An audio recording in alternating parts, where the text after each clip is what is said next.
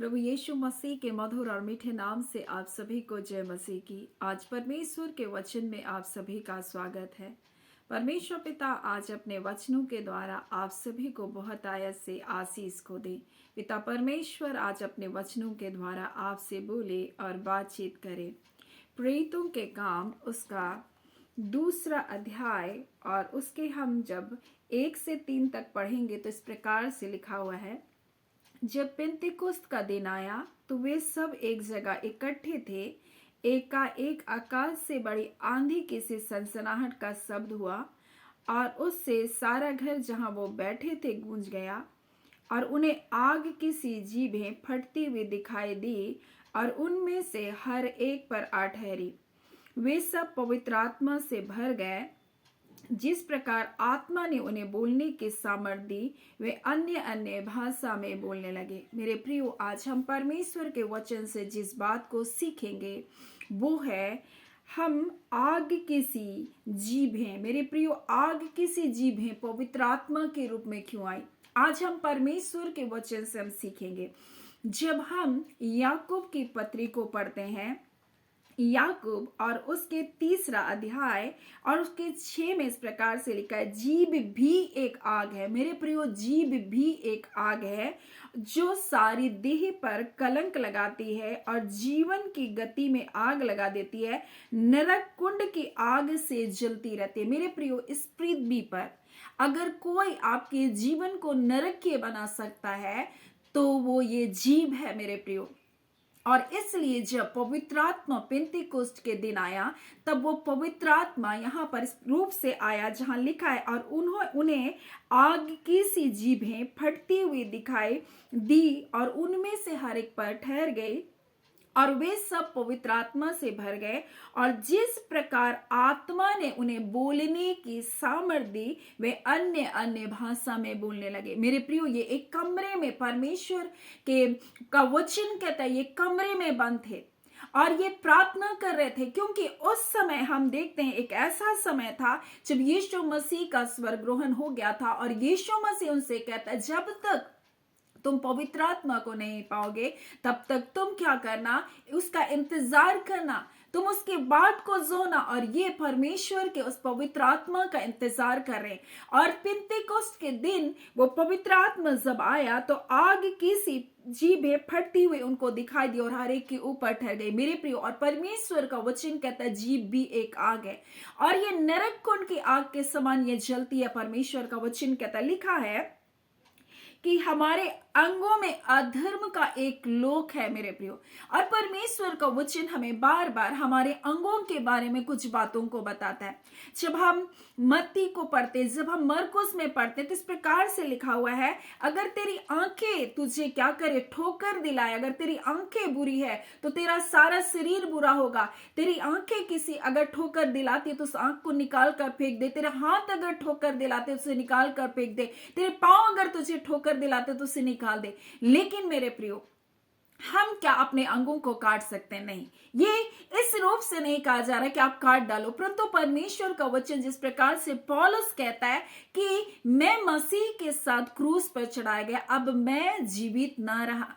यानी कि वो जो अंग जो अब तक मुझ पर राज्य करते थे, अब वो अंग मेरे जीवन पर राज्य नहीं करते, क्योंकि मैंने उसे क्रूस पर चढ़ा दिया। अब जो जीवित हूं तो मसीह में मैं जीवित हूं। और इसलिए उसका वचन कहता अपने शरीर को जीवता भावता बलिदान करके चढ़ाओ, यही तुम्हारी आत्मिक सेवा। मेरे प्रियो, ये अंग जो है, ये जीभ जो है, ये नरक की आग में जलती रहती है। ये अधर्म का एक लोक है और इस जीभ के कारण आज बहुत सारे लोग अपने जीवन को नरकीय बना लिए हैं, क्योंकि पवित्र आत्मा का कंट्रोल, पवित्र आत्मा का नियंत्रण, पवित्र आत्मा का सामर्थ उनके जीवन में कार्य नहीं करता। तब तो ये जीव क्या है, हमारे जीवन में बहुत तरह की, वो तो अन्य भाषा परमेश्वर से बातचीत करने की भाषा है, लेकिन हम एक अन्य भाषा जो बिना पवित्र आत्मा के लोग बोलते हैं, एक दूसरे को बुरा भला बक बक करते रहते हैं। और परमेश्वर का वचन, नीति वचन इस प्रकार से स्पष्टता से कहता है कि जहां बहुत बातें होती हैं वहां अपराध भी होता है। मेरे प्रियो, बहुत सारे लोगों को आप बहुत बातें करते हुए देखेंगे, लेकिन जहां बहुत बातें होंगी वहां अपराध भी होगा। इस बात को आप ध्यान रखिए। और इसलिए परमेश्वर का वचन हमें बता रहा है, जब हमें इस वचन को पढ़ते हैं तो इस प्रकार से लिखा, जीभ भी एक आग है और जीभ हमारे अंगों में अधर्म का एक लोक है और सारी देह पर वो कलंक लगा सकता है। वो सारी देह पर कलंक लगा सकता है, दाग लगा सकता है मेरे प्रियो। और परमेश्वर का वचन कहता है, जब वो अपनी दुल्हन को लेने आएगा तो वो बेदाग दुल्हन को लेने आएगा, झूरी कलंक वाली नहीं मेरे प्रियो। आज हमारी जीव अगर पवित्र आत्मा के नियंत्रण में नहीं है, अगर हमारा जीवन पवित्र आत्मा से परिपूर्ण नहीं है, तब तो ये जीव क्या है, लोगों के लिए आशीष नहीं परंतु लोगों के लिए श्राप का कारण बनेगा, लोगों के लिए बुराई का कारण बनेगा। और जब आप एक वचन को मैं आपके लिए पढ़ना चाहूंगी, जब आप गिनती उसका 30वां अध्याय को पढ़ेंगे तो आप इसे घर में बहुत अच्छी रीति से आप इसे पढ़ें और मनन करें, क्योंकि मैं थोड़े समय में आपको बहुत ज्यादा तो नहीं बता सकती, लेकिन जो बातें मैं आपको बताना चाहती हूँ वो बहुत महत्वपूर्ण है। कई बार जब एक परिवार में जब लोग होते हैं, पति पत्नी जब होते हैं या बच्चे अपने माता पिता के साथ होते हैं, तो कुछ ऐसी बातों को बोलते हैं और ऐसी बातों को अपने जीवन में वो स्वयं बांध लेते हैं। मेरे प्रियो, कई बार हमारे जीवन में हम सोचते हैं, क्यों ये मेरे परिवार में हो रहा है, क्यों ये मेरे बच्चों के साथ हो रहा है, क्यों ये मेरे परिवार में ये दुख तकलीफ आ रहा है। मैं आपको बताना चाहती हूँ, जब आप गिनती 30वां अध्याय को पढ़ेंगे तो यहाँ पर मन्नत मानने की विधि के बारे में लिखा है। और यहाँ इस प्रकार से लिखा है, जब कोई स्त्री अपनी कुंवारी अवस्था में अपने पिता के घर में रहते हुए यहोवा से मन्नत माने और या अपने को वाचा में बांधे, जब वो मन्नत मानती तो एक वाचा में बन जाती है, और यदि उसका पिता उसकी वो मन्नत, उसके वचन सुनकर जिसे उसने अपने आप से बांधा है उससे कुछ ना कहे, तो वह उसकी सब मन्नतों पर क्या है, इस मन्नतें स्थिर बनी रहेगी और कोई बंधन क्यों ना हो जिससे उसने अपने आप को बांध रखा हुआ स्थिर रहेगा। मेरे प्रियो, कई बार लड़कियां अपने जीवन के लिए मैं तो ऐसे करूंगी, मैं तो ऐसे करूंगी, और अपने जीवन के लिए कई प्रकार के बंधन अपने जीवन में वो बांध लेती है, और उसको सुनते सुनते उसके माता पिता अगर उसी घड़ी उसी बात को अगर ना तोड़े तो वो जीवन भर उस बंधन में क्या होती है, बंधी रहती है। और आगे जब आप पढ़ेंगे तो यहां लिखा है, परंतु यदि उसका पिता उसकी सुनकर उसी दिन उसको मना करे तो उसकी मन्नत या और प्रकार के बंधन जिसमें उसने अपने आप को बांधा हो उसमें से एक भी स्थिर ना रहेगा, और यहोवा यह जानकर कि उस स्त्री के पिता ने उसे मना कर दिया, उसका यह पाप को क्या करेगा, क्षमा करेगा। मेरे प्रियो, और कई बार स्त्री अपने आप को पति पत्नी के साथ में अपने आप को कष्ट देने के लिए मैं ऐसे मन्नत को बांधती हूँ, ऐसा करके कुछ भी बोलती है, कुछ भी अपने परिवार के लिए कर देती है, और तब तो उसका पति अगर उस चीज को नहीं तोड़ता है, उसी घड़ी नहीं तोड़ता है, तो अपने आप को क्या करता है, वो स्त्री अपने आप को उसी बंधन में बांध लेती है, एक बंधुआई में वो बांध लेती है, और जीवन पर्यंत क्या करती है, वो उसी बंधन में वो बंधी रहती है। और यहाँ लिखा है कि यहाँ पर जब 8 में पढ़ेंगे तो लिखा है, यदि उसका पति सुनकर उसी दिन उसे मना कर दे तो जो मन्नत उसने मानी है, जो बात बिना सोच विचार किए कहने से उसने अपने आप को वाचा में बांधा, वह टूट जाएगी और यहोवा उस स्त्री के पाप को क्या करेगा, क्षमा करेगा। और अगर 13 में पढ़ते हैं तो लिखा है, कोई भी मन्नत या शपथ क्यों ना हो जिससे उस स्त्री ने अपने जीव को दुख देने की वाचा बांधी हो, तो उसको उसका पति चाहे तो दृढ़ करे चाहे तो तोड़े। अर्थात उसका पति दिन प्रतिदिन उससे कुछ ना कहे, वो बोलती रहती मैं मर जाऊंगी, मैं मर जाऊंगी, मैं ये करूंगी, मैं वो करूंगी, और उस समय अगर उसको कैंसिल नहीं किया गया, उसको तोड़ा नहीं गया, तो वो खुद को अपने उन बंधनों में क्या कर रही है, बांध रही है। मेरे प्रियो, हम परमेश्वर के लोग हैं, हमारे जीवन में परमेश्वर ने हमारी जीव में सामर्थ को दिया। परमेश्वर का वचन कहता है, मैं तेरे मुंह के फल का सृजनहार परमेश्वर हूं। हम परमेश्वर के लोग हैं मेरे प्रियो, परमेश्वर के संतान, हमारी जीव में परमेश्वर ने सामर्थ दिया। लेकिन ये अय्यूब में बड़ी स्पष्टता से कहता है, जीव भी एक आग है और जीव हमारे अंगों में अधर्म का एक लोग है जो सारी देह पर कलंक लगा सकता है मेरे प्रियो, और जीवन की गति में यानी मृत्यु को भी ये जीव ला सकता है। इसलिए कई बार परिवार में नुकसान को लोग इसलिए देखते हैं क्योंकि वो अपने जीव पर नियंत्रण नहीं कर सकते। और इसलिए जब पवित्र आत्मा हमारे लिए आया तो वो पवित्र आत्मा जो हमें बोलने के सामर्थ दिया, वो फटी हुई जीव के समान हमारे जीवन में उतरा। क्यों करता? कि हमें वो सामर्थ दे मेरे प्रियो। और परमेश्वर आज हमारे मुख पर अपने सामर्थ को दिया, और इसलिए उसका वचन जब हम व्यवस्था विवरण में पढ़ते हैं, लिखा वचन तेरे मन में और तेरे मुंह में है। मेरे प्रिय, ये जीवन का वचन है। और आज हमें अपने जीव को क्या करना है? नियंत्रित करना है मेरे प्रियो। जब एक अधिकारी को आप देखेंगे, एक अधिकार के क्षेत्र में जो व्यक्ति है, आप उसे ये नहीं देखेंगे वो बहुत बातें करता है। वो सिर्फ एक बात कहता है और उस एक बात को उसके सारे नीचे जितने कर्मचारी उसको मानना पड़ता है। वैसे ही आप जाने कि आप एक अधिकार के क्षेत्र में हैं, आप परमेश्वर के संतान हैं। आप कहीं भी मुंह उठा करके इधर उधर बकबक नहीं कर सकते हैं। आप कहीं भी कोई भी जगह में जा करके आप गॉसिप नहीं कर सकते हैं। आप परमेश्वर के संतान हैं।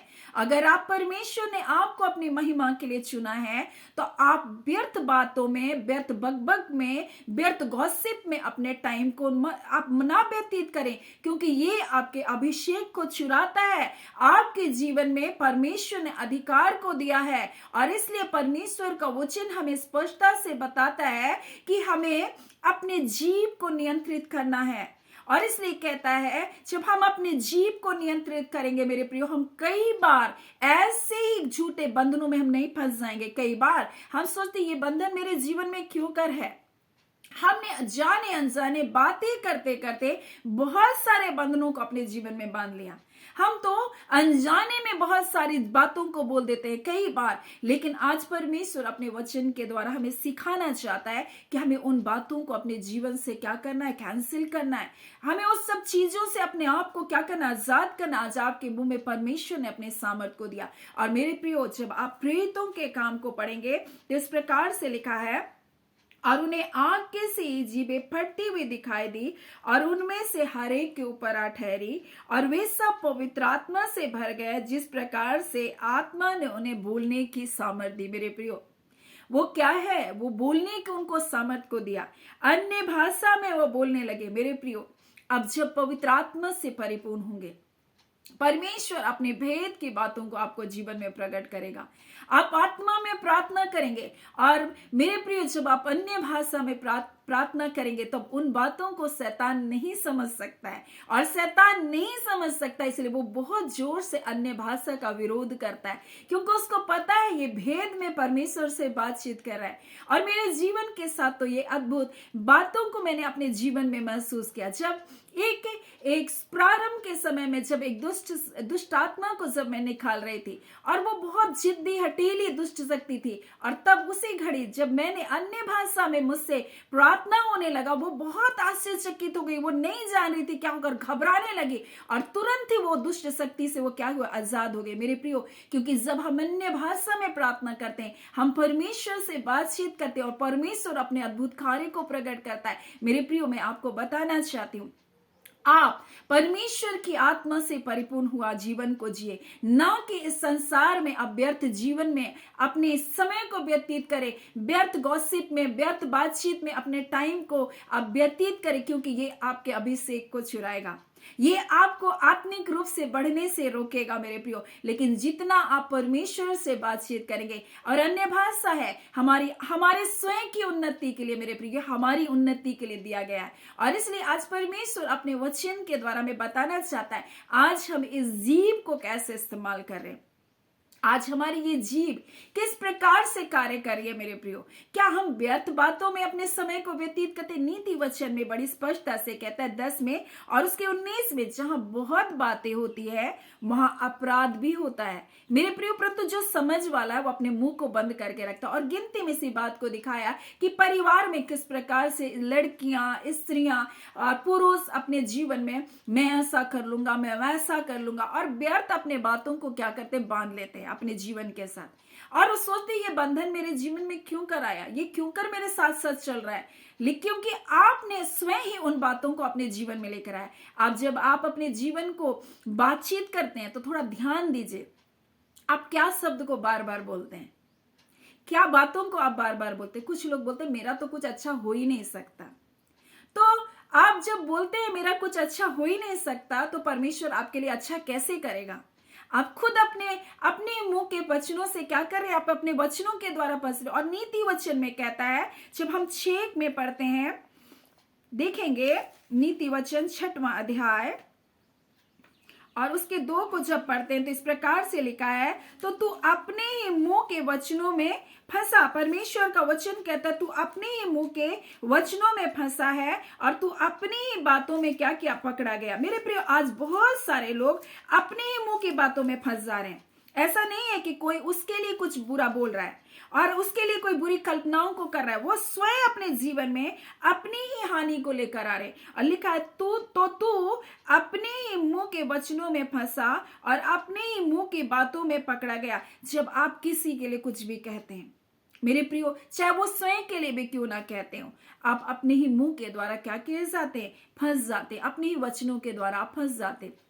इसीलिए व्यर्थ बातों को अपने मुख से ना निकालें। और कुछ लोग कहते हैं जब वो दुष्ट आत्मा से आजाद हो जाते तो कहते हैं नहीं, कुछ तो है मेरे जीवन में, पूरा छुटकारा नहीं हुआ। तो शैतान भी कहता है हाँ, तुम्हारा पूरा छुटकारा नहीं हुआ। उसको बार बार इसी भ्रम में रखता है। तुम्हें कुछ लोग चंगाई को पा लेते हैं और कहते नहीं, देखो यहाँ थोड़ा दर्द, अभी पूरा ठीक नहीं हुआ। वो कहते हैं हाँ, हम पूरा ठीक नहीं हुए। मेरे प्रिय, क्योंकि वो शत्रु की आवाज को इतना महत्व देते हैं, जबकि परमेश्वर का वचन कहता है मैं तुम्हारा पूरा उद्धार करने वाला परमेश्वर हूं, पूरा छुटकारा करने वाला परमेश्वर हूं। परमेश्वर अधूरा काम कभी नहीं करता। जब वो अंधे व्यक्ति को चंगा किया, थोड़ा धुंधला दिख रहा है, तो बोलते कि जा थोड़े दिन ऐसे ही रहे, उसके बाद मैं तुझको पूरा चंगा करूंगा। ऐसा क्या यीशु मसीह नहीं, उसे पूरी रीति से चंगा किया। मेरे प्रियो, जब किसी बीमार को चंगा किया तो उसने नहीं कहा आधा चंगा करूंगा, मैं पूरी रीति से चंगा किया यीशु मसीह। वैसे हमारा प्रभु जब छुटकारे को देता है मेरे प्रियो, वो हमें संपूर्ण छुटकारे को देता है। अपनी संपूर्ण चंगाई को लीजिए, अपनी संपूर्ण आशीष को लीजिए। कई बार हम अधूरी आशीष को लेते हैं, अधूरी भलाई को लेते हैं, क्योंकि हम सोचते परमेश्वर बस इतना ही देगा, परमेश्वर इससे ज्यादा नहीं देगा। हम परमेश्वर को सीमित करते, वो असीमित परमेश्वर है, वो इतना महान परमेश्वर है, लेकिन हम उसको सीमित करते। मेरे प्रियो, कई बार हम अब्राहम के जैसा कहते। अब्राहम कहते बस परमेश्वर एलियाजर जो मेरा दास है उसका बच्चा ही बोलते कि मेरा वारिस होगा। फिर वो कहते नहीं, हाजिरा का जो बेटा है वही मेरा वारिस होगा। परमेश्वर कहता नहीं, तू तंबू से बाहर निकल, मैं तेरी संतान को इन तारों के समान बनाऊंगा। परमेश्वर कहना चाहता है अपनी सोच को खोल, अपने विचार को खोल। वो परमेश्वर है जिसके पास तू आया है, कोई ऐसे मामूली के पास नहीं आया कि बस मुझको थोड़ा सा इतना ही दे दे, मेरे लिए काफी है। नहीं, आप परमेश्वर के सामने एक बच्चे के समान आए और उससे दिल खोल कर अपनी बातों को कहे। मेरे प्रियो, वो पिता है और वो पिता है आपका, और वो आपसे प्रेम करता है। कोई भी पिता अपने बच्चों को दुखों में नहीं देख सकता, कोई भी पिता अपने बच्चों को दरिद्री में नहीं देख सकता, कोई भी पिता अपने बच्चों को पीड़ाओं में नहीं देख सकता। क्या आप अपने बच्चों को दुख में देख सकते हैं? क्या आप अपने बच्चों को जख्मी हालत देख सकते हैं? नहीं। आपका दिल कैसा होता होगा वो आज जानते हैं। वैसे हमारा पिता पूरा छुटकारे को देने वाला, पूरी चंगाई को देने वाला, पूरी आशीष को देने वाला, पूरा उद्धार करने वाला परमेश्वर है। सो आज जब परमेश्वर के पास आ पाए हैं मेरे प्रियो, अगर उसने आपको पापों के बस से छुड़ाया तो आप सोच रहे हैं कि मुझे इन गंदी आदतों से कौन छुड़ाएगा? वही परमेश्वर आपको छुड़ाएगा मेरे प्रियो। जिसने आपके जीवन में छुटकारे का कार्य को प्रारंभ किया, वो संपूर्ण छुटकारे को देने वाला प्रभु है। वो आधा अधूरा काम कभी भी नहीं करता मेरे प्रियो। आज परमेश्वर के ऊपर विश्वास करें, उस पर भरोसा करें। आप दिनों दिन अपने जीवन में परमेश्वर की भलाई को आप देखते जाएंगे। वो परमेश्वर आपको इन वचनों के द्वारा आप सभी के जीवन को बहुत ऐसे आशीष को दे। आमीन। हम प्रार्थना करेंगे। धन्यवाद देते हैं जीवते सच्चे सामर्थ्य पिता परमेश्वर, हम आपके स्तुति और बड़ाई और प्रशंसा करते मेरे खुदावन परमेश्वर। आप महानों में महान, अति सामर्थ्य और पवित्र परमेश्वर है। आप राजाओं के राजा, प्रभुओं के प्रभु है। सारे भूमंडल के परमेश्वर, स्वर्ग और आकाश और पृथ्वी के मालिक और स्वामी है परमेश्वर पिता। आपके जैसा ना कोई था, ना कोई कोई है और ना कोई हो सकता है प्रभु जी। अगम्य ज्योति में रहने वाले महाप्रताप भी मेरे पिता, हम आपका धन्यवाद करते फिर भी प्रभु जी, जब इस पृथ्वी पर तेरे लोग तेरे सन्मुख परमेश्वर गिड़गिड़ाते हैं प्रभु, जब तेरे बच्चे आपकी ओर देखते हैं परमेश्वर और कहते हाँ तू हमारा पिता है करके प्रभु जी, और परमेश्वर अपने नजरों को तेरी ओर उठाते हैं परमेश्वर, आप उनमें से किसी को भी लज्जित होने नहीं देते। और आपका वचन कहता है जितनों ने आपकी ओर दृष्टि किया प्रभु, उनको कभी आपने शर्मिंदा होने नहीं दिया, लज्जित होने नहीं दिया परमेश्वर पिता। आप कहते हैं जो मेरे पास आएगा मैं उसे कभी भी नहीं निकालूंगा। आप अपने बच्चों को कभी भी नहीं निकालते, चाहे मैं तुझे नहीं जानता ऐसा नहीं कहते, क्योंकि सारे भूमंडल के परमेश्वर मानव जाति तेरे हाथों के बनाए हुए तेरी रचना है। और जितनों ने तेरी ओर परमेश्वर इस घड़ी अपनी आंखों को उठाया है पिता, और तुझसे दुआओं को करता है मेरे पिता, तुझे पुकारता है मेरे खुदावन यहोवा परमेश्वर, तो अपने लोगों की दुहाई को सुनकर प्रभु से आज पिता यीशु के नाम से प्रभु से आपके बच्चों के जीवन में परमेश्वर अपने अनुग्रह को उंडेल दीजिए, अपने दया के कारण परमेश्वर, अपने ना बदलने वाले परमेश्वर स्वभाव के कारण प्रभु से, अपने प्रेम स्वभाव के कारण प्रभु, हर एक के बंधन आज टूट जाए परिवारों से, हर एक प्रकार के मृत्यु के बंधन टूट जाए यीशु के नाम से, हर एक गलत वर्ड परमेश्वर जिन्होंने अपने परिवार के लिए रिलीज किया प्रभु जी, अपने बच्चों के लिए बोला, आज यीशु के नाम से हर एक शब्द प्रभु कैंसल होने पाए। आज खुदा ना आपके बेटे यीशु के नाम से प्रभु से हर वो बंधन जिनके परिवार में प्रभु जी, जिन्होंने स्वयं अपनी जुबान से बांध रखा प्रभु जी, आज हर एक बंधन टूटने पाए। खुदावन परमेश्वर आशीष इनके जीवन का भाग है, पदोन्नति इनके जीवन का भाग है। हम आशीषों की घोषणा करते, हम संपन्नता की घोषणा करते, हम जॉब की घोषणा करते, हम उस वर्ड को प्रभु कैंसिल करते प्रभु जो ये कहते मुझे नौकरी नहीं मिल सकती, आज हम उसे यीशु के नाम से कैंसिल करते। जो कहते मेरा विवाह नहीं हो सकता, मैं इस शब्द को कैंसिल करती हूँ। जो कहते प्रभु जी मेरे जीवन में कुछ अच्छा नहीं हो सकता, मैं इस वर्ड को कैंसिल करती हूँ प्रभु, मुझसे कोई प्रेम नहीं करता, मैं इस वर्ड को कैंसिल करती हूँ प्रभु जी, क्योंकि खुदावन परमेश्वर आप अपने बच्चों से अत्यधिक प्रेम करते, और प्रेम की खातिर परमेश्वर आपने अपने इकलौता बेटा दे दिया। जब हम पापी ही थे खुदावन परमेश्वर आपने अपने इकलौता बेटा दे दिया ताकि परमेश्वर हम पाप और श्राप से आजाद किए जाए। आज हर एक श्राप जिनके मुख के द्वारा निकला गया, हर एक श्राप जिनने अपने जीवन में लेकर आया, आज यीशु के नाम से सारे बंधन टूटने पाए। खुदावन परमेश्वर आपका धन्यवाद करते हैं। मेरे अगम्य ज्योति में रहने वाले मेरे स्वर्गीय पिता, अपनी करुणा के कारण परमेश्वर इस पृथ्वी पर रहने वाले प्रत्येक मनुष्य जब तेरे सन्मुख घुटने को टेकते हैं अबा, आज अपनी करुणा के कारण प्रभु हर बंधन टूट जाए परिवारों से, आपके लोग पदोन्नति को पाते चले जाए, बरकतों को पाते चले जाए प्रभु। जो आशीष आपने अपने बच्चों के लिए रखा है उनमें से एक भी शत्रु छीन नहीं सकता प्रभु जी। आज हम उन सारी योजनाओं को प्रभु जो तेरे बच्चों के खिलाफ में बनाए गए प्रभु जी, आज हम यीशु के नाम से कैंसिल करते, एक एक के जीवन को प्रभु जी आपके पवित्र लहू में ढांपते पिता। आप पिता अपने बच्चों के ढाल बनकर अपने बच्चों की सुरक्षा करते, एक एक परिवार, एक एक सब्सक्राइबर परिवार, एक एक व्यूअर्स को हम ब्लेस करते परमेश्वर पिता, एक एक परमेश्वर आपके दास दासी प्रभु, एक एक भारतवर्ष की कलीसिया परमेश्वर आपके पवित्र लहू में सुरक्षित पाया जाए प्रभु जी। हाँ पिता परमेश्वर, अंधकार की सारी योजना आपके लोगों के खिलाफ में बनाई गई सारी विफल होने पाई यीशु के नाम से पिता परमेश्वर प्रभु जी। आप कहते परमेश्वर उनसे मत डरो जो शरीर को घात करते, परंतु उससे डरो जो शरीर और आत्मा दोनों को नरक में नाश कर सकता है। परंतु पिता आपने कहा तुम्हारे सिर के एक बाल भी गिने हुए हैं, हाँ उनसे मत डरना प्रभु जी। आपने कहा पिता आज परमेश्वर आपके बच्चों का सिर का एक बाल भी बांका ना होने पाए, और खुदा शैतान परमेश्वर तेरे बच्चों को छूने भी ना पाए। जितने व्यसनों में बांध कर रखा हुआ आजाद होने पाए यीशु के नाम से, छुटकारे के पाए यीशु के नाम से। हालेलुया लॉर्ड रिबा शखांदिरियास्तुनुनबा। ऐसी घड़ी प्रभु जी और एक बंधन बंधुआई की आत्मा टूटे यीशु के नाम से, लोग आजाद किए जा रहे यीशु के नाम के द्वारा पिता आपका धन्यवाद। आपके दूत परमेश्वर आपके लोगों के लिए परमेश्वर कार्य करते प्रभु जी, उनके लिए परमेश्वर प्रभु जी हाँ पिता परमेश्वर प्रभु जो सही स्थान में उनको पहुंचा रहे प्रभु आपका धन्यवाद। सारी आदर महिमा आपको देते प्रभु, और ये वर्ष परमेश्वर आप अपने बच्चों के आगे चलकर अद्भुत कार्य को कर रहे प्रभु आपका धन्यवाद। आप सुरक्षा को दे रहे धन्यवाद, आप परमेश्वर रास्ते को बना रहे प्रभु धन्यवाद, आप उसे परमेश्वर अपने डेस्टिनेशन में पहुंचा रहे प्रभु धन्यवाद। ओ पिता परमेश्वर जिनका परिवार टूटा वो परिवार जुड़ रहे प्रभु धन्यवाद। सारी आदर महिमा आपको देते हैं पिता। धन्यवाद के साथ पिता प्रार्थना हम यीशु के नाम से मांगते हैं, दया सुने अनुग्रह से ग्रहण कर लीजिएगा। आमीन। परमेश्वर पिता आप सभी को बहुत ऐसे आशीष को दे। आमीन।